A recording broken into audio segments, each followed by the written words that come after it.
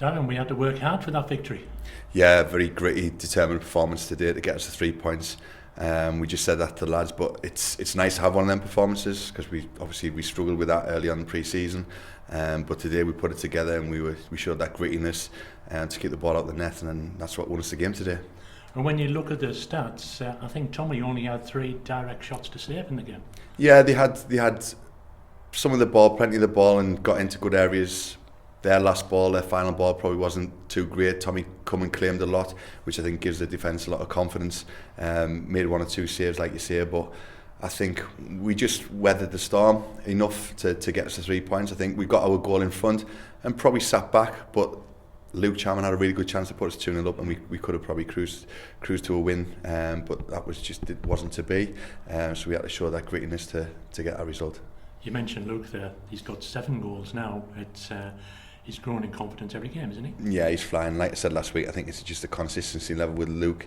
His work rate is getting better and better. His link-up play, he's simplifying things, which we on to him about doing, because when he does that, he looks like a player. And on top of that, he's chipping in with them goals tally, which long may that continue, and hopefully he'll reap rewards for the hard work that he's putting in.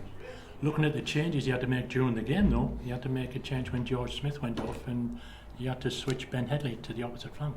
Yeah, George got clattered, so he struggled with his ankle injury, so we had to move things around. Alex Perver come in and did a job at right back while we switched Ben Headley over to the left hand side.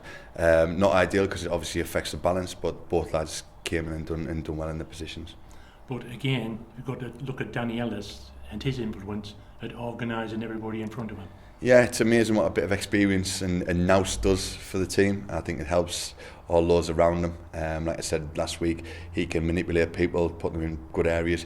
But above that, he puts himself in good areas. So he sweeps things up and does he makes things look easy. And I said to Coops at the end of the game, I said, they're the sort of things that you need to add to your game. Alex Story's the same, he needs to add that to his game. So basically, he reads things relatively early, so then he can deal with it at early stages as well. Yeah. Second half, okay, they had more possession, but we defended well, didn't we? And Tommy Taylor's handling was fantastic. He never dropped the ball yet, did he? No, like I said, Tommy come and claimed plenty of crosses and took the pressure off the defence. They outnumbered us in midfield. I asked Luke to probably drop in and get our 2 wide lads to tuck in and basically play a 5 in midfield. Sometimes that wasn't working because we were still too high up the pitch, and with that, our defence weren't getting up as well. We weren't pushing up, so we were getting stuck in, and it was basically they were pushing us back. But the lads worked the socks off, and we relied on Tommy to come and catch them catches and get us out of the trouble. And that's 2 wins in a row, as we just said, into the top half of the table now. People are getting excited about the playoffs. Well, yeah, it's still early doors. Like I said last week, there's a lot of football to play. But like I said in the change room to the lads, I said, now we need to look above ourselves now. We climb the table, we need to start looking up instead of below. So if we can continue the run of form that we're in and put a run together, I think that'll enable us to start clawing our way up the table even further.